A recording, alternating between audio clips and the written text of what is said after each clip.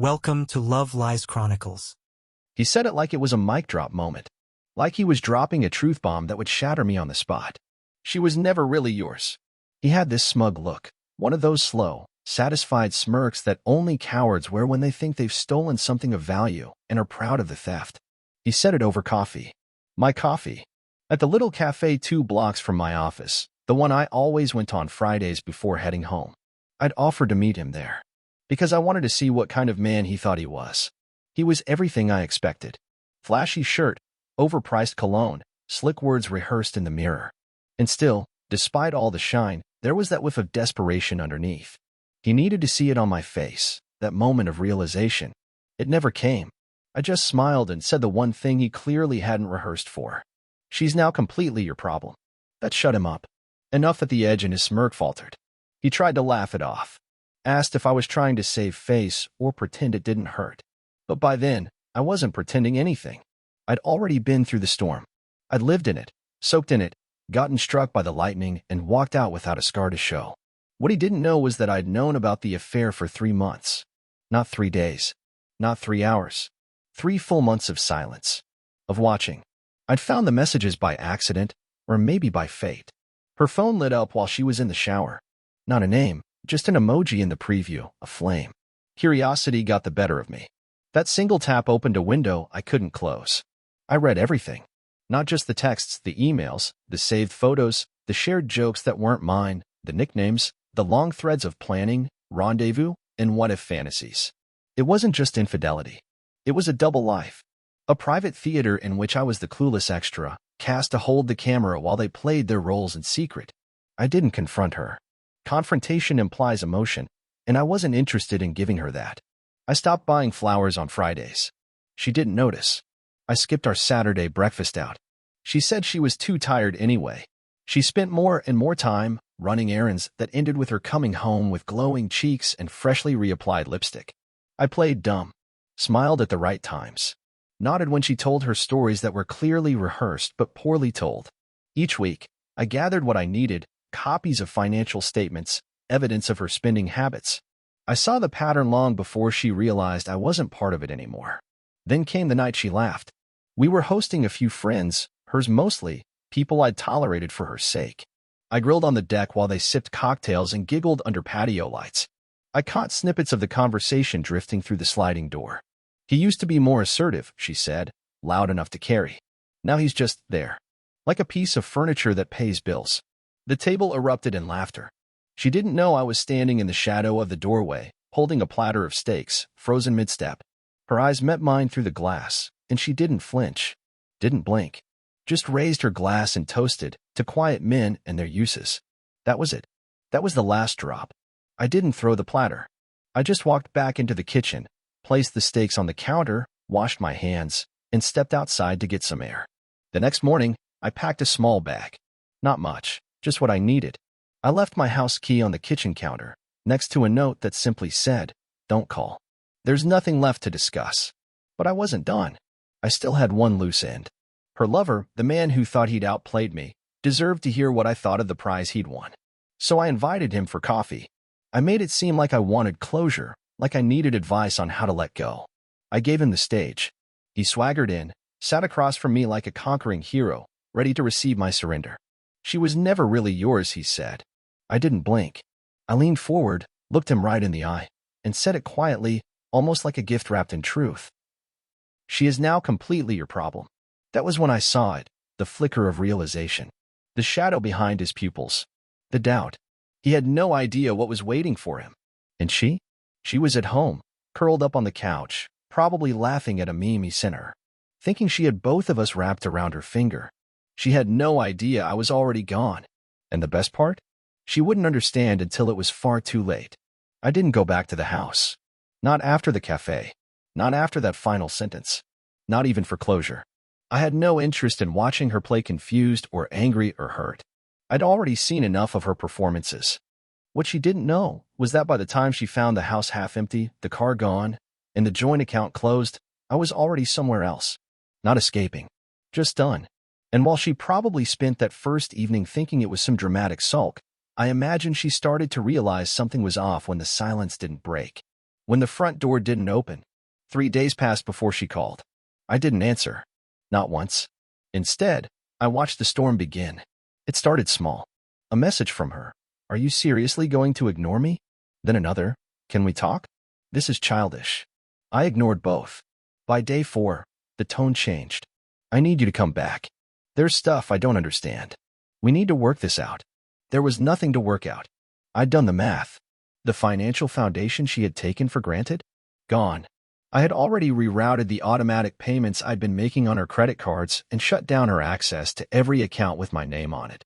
The utilities were all still active for now, but the house? It was in my name, and I'd already started the legal process to sell it. She was technically just a guest at that point, living in a place she assumed belonged to both of us. That was the first crack, but it wasn't the one that made the house fall. No, that came when her new partner started realizing what he'd actually inherited. I don't know exactly when she moved in with him. It must have been soon after I left, maybe even that first weekend.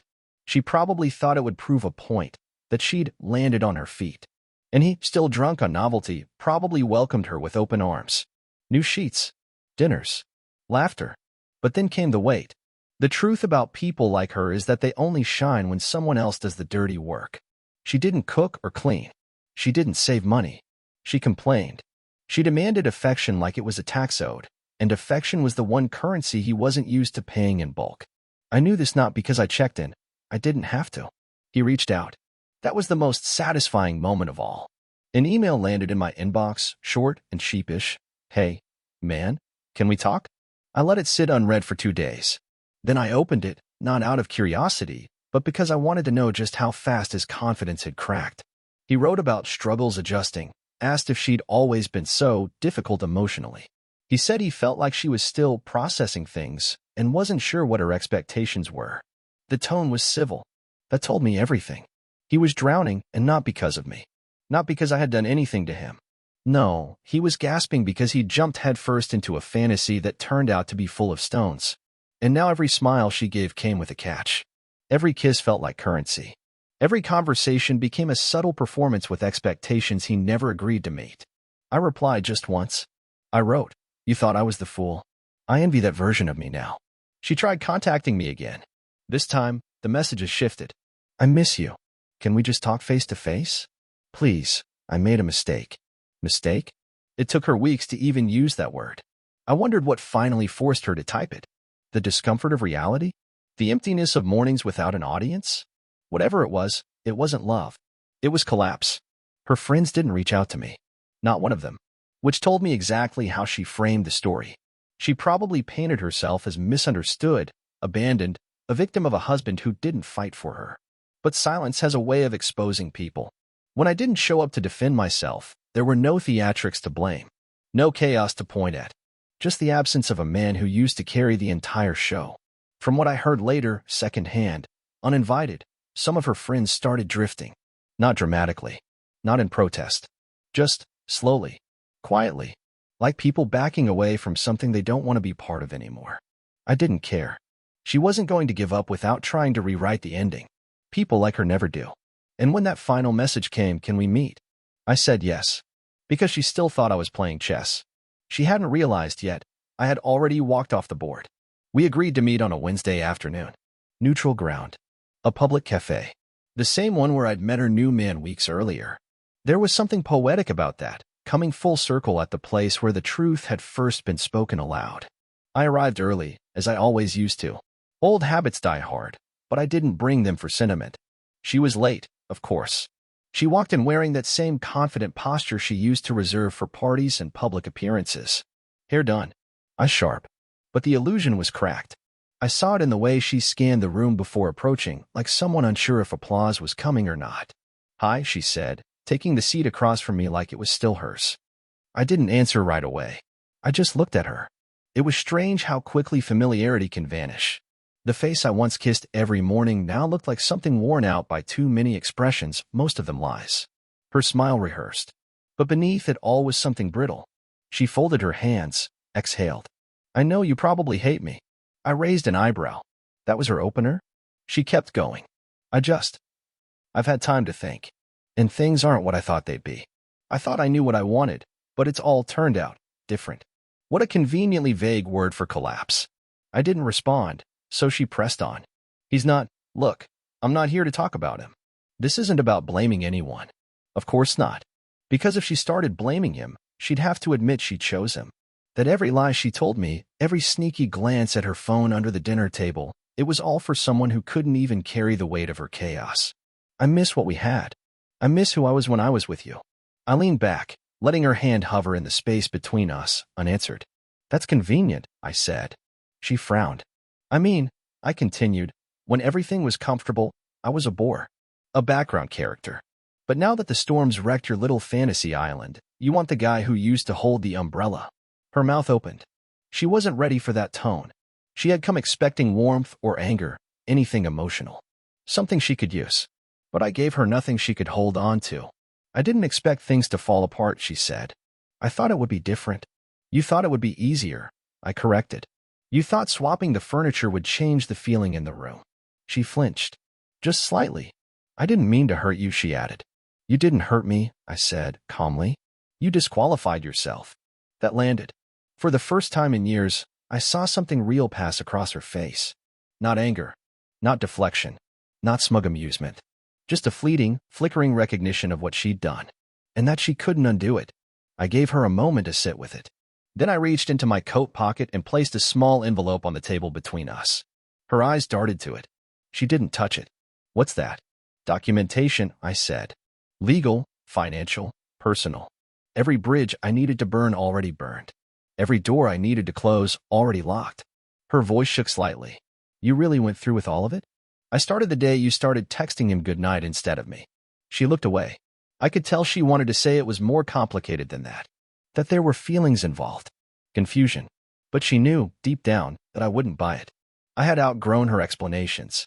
They used to matter when I still believed in us. Now they were just echoes in a room I'd already left. Her phone buzzed on the table. She ignored it. Is that him? She hesitated. Yeah. I nodded. Tell him thanks for the favor. What? You handed him a grenade. And now he gets to carry it until it explodes. Her composure broke then. Not entirely. But I saw the edges slip. Her hands fidgeted. She wasn't performing anymore, she was unraveling. I thought I was doing what made me happy, she whispered. No, I said. You were doing what made you feel powerful. Happiness was just the excuse. Silence followed. Thick. Heavy. Uncomfortable for her, not for me. I don't know what to do, she said finally. That's the first honest thing you've said since you walked in, I replied.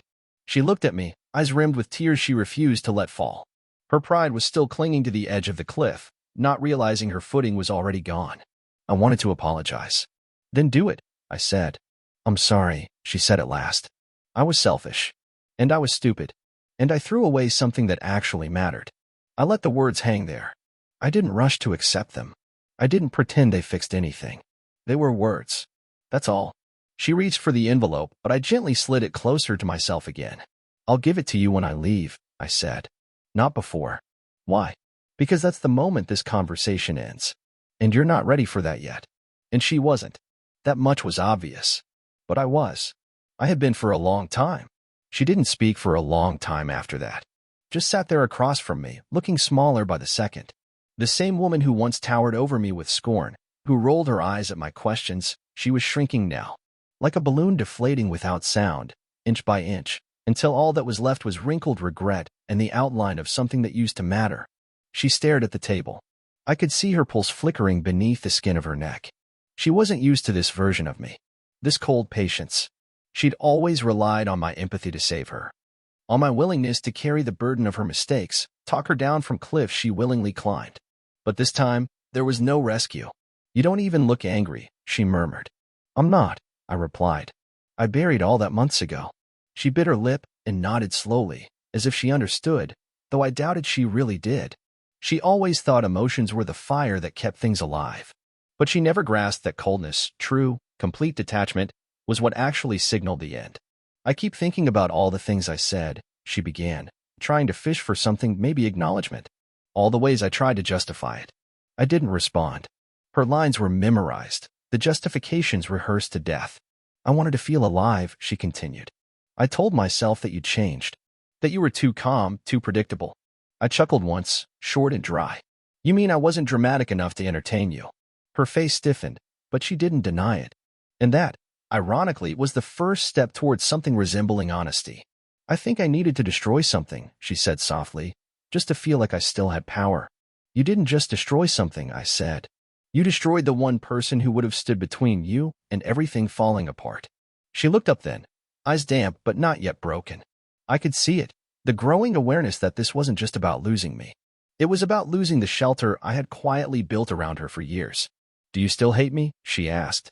Hate takes energy, I said. I reserve that for people who matter. She flinched. Because it was final. There was a moment of silence, long enough for the ambient noise of the cafe to feel intrusive. Clinking cups, low conversations, a barista calling a name. We were both just sitting there, surrounded by normalcy, while the remains of our life together collapsed quietly between us. You could ruin me, she said. I know you have the texts, the bank statements, the timeline. I don't need to ruin you, I said calmly. You'll do that all on your own. That's when she started crying. Not the dramatic, manipulative kind she'd used in the past. I made a huge mistake, she whispered. No, I corrected. You made dozens. This just happens to be the one that ended things. She covered her face with her hands. Her shoulders trembled. And for the first time, I felt nothing. No guilt. No desire to reach out. Just stillness. And then, like clockwork, her phone buzzed again. She glanced at it, then set it face down on the table. That alone told me what I needed to know. He doesn't want this anymore, she admitted. Of course he didn't. He got the real her, entitled, aimless, exhausting. He saw behind the costume, and now he wanted out. He's been pulling away for weeks, she added. Says he needs time. Space. That I'm not who he thought I was. I just nodded like a man who'd read the last chapter long before anyone else got there. Funny how that works, I said. You cheat with a man who didn't know you. Then you blame the one who did. She wiped her eyes with trembling fingers. I don't want to lose everything, she said. You already have, I replied. She winced like I'd slapped her, but my tone hadn't changed. It was neutral. Clean. Like a man reciting a weather report he'd memorized weeks ago. Please, she said. There has to be something left. Some way to rebuild. There is, I said. But not with me. Her mouth hung slightly open, but no words came. Not even a protest. Deep down, she knew this wasn't about fixing anything. This was the final page. She reached for the envelope again. This time, I let her take it. Inside were copies of every account closure. The formal notice that the house had been listed. The legal paperwork nullifying every joint obligation we had. I had even included a small, unexpected gift, an old photo of us. Not to be sentimental, but to remind her that once, something real had lived between us. And that she had killed it. She opened the envelope, glanced through it, then looked up with red-rimmed eyes. You really thought of everything, she whispered. No, I said. Just enough. I stood then. Resolved. Done. Take care of yourself, I added. She reached out instinctively, but I stepped back. Her hand hovered in the air for a second before falling, empty. I'll be okay, she said, as if trying to convince herself more than me. I hope so, I said, and meant it. Because while I didn't care anymore, I still didn't wish her destruction. I just wanted her distance. And then I walked away. She didn't chase me. Not that day, not the next. Not in the weeks that followed. But the silence she left behind wasn't peace. It was just a vacuum she didn't know how to fill anymore.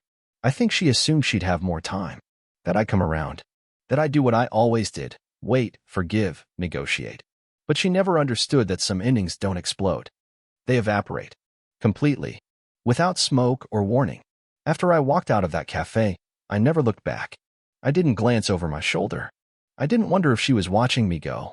My chapter with her was closed so cleanly, so finally, that even memories started to feel like fiction.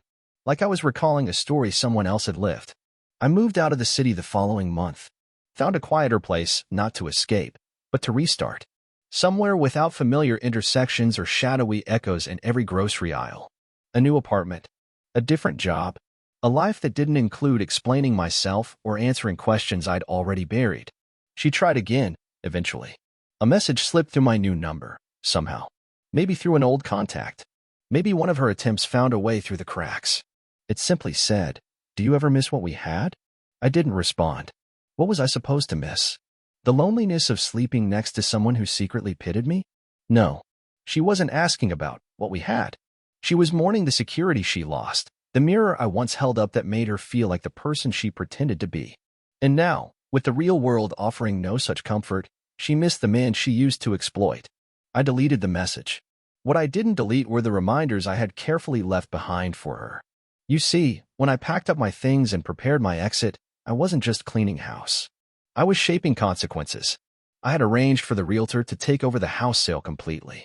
The buyer came in below asking, but I didn't negotiate. I wanted it gone fast. My name would be scrubbed from every document that connected me to her world. She would either figure out how to swim on her own, or drown trying to hold on to a life that no longer welcomed her. Her lover didn't last long. From what mutual acquaintances casually hinted, though never directly, because I made it clear I didn't entertain gossip, he moved out within 2 months. Said she was too intense, too unpredictable. One friend told me he used the word draining. Another said he told someone at a party she came with more baggage than I realized, and most of it was hers. She tried to reach out to him too, apparently. A series of emotional messages. Please. Then threats. Then silence. By the time fall arrived, she was alone. I heard she started therapy. That was probably the smartest move she'd made in years. Because she needed to understand why she had torn down the very thing she once begged for. And me? Just the slow, deliberate process of rediscovering who I was when I wasn't being reduced to someone's emotional ATM or romantic scapegoat. I went back to hiking. I picked up photography again. I even joined a book club because I wanted conversations that weren't transactional. For the first time in years, I had nothing to explain, nothing to defend, nothing to prove. She remained a shadow, not a haunting one, just a shape I'd stepped away from. I imagined her sometimes, not out of longing, but out of curiosity. I wondered if she ever truly understood what she'd lost, not just me, but the version of herself she could have become if she had chosen differently. And then, one afternoon, months after everything, I saw her. By accident. At a train station downtown. I was passing through, late for a meeting. She stood near a bench, looking at her phone, hair tied back, dressed in something simple. She looked tired. Not the kind of tired that comes from lack of sleep, but the kind that comes from fighting a war you started but couldn't win. She didn't see me. Or if she did, she didn't show it. I didn't pause. I just walked past her like you do with someone you once knew in another life, a life that doesn't follow you into the one you're living now. And in the end, that was the most unforgettable part. Not the confrontation, but the stillness that followed, her breath caught halfway between a scoff and a sob, realizing too late that the man she once mocked was no longer hers to hurt, and never would be again. Because she was never really mine. And now, she wasn't anyone's. Dear listeners, please share your thoughts in the comments, and do not forget to like, share, and subscribe to the channel.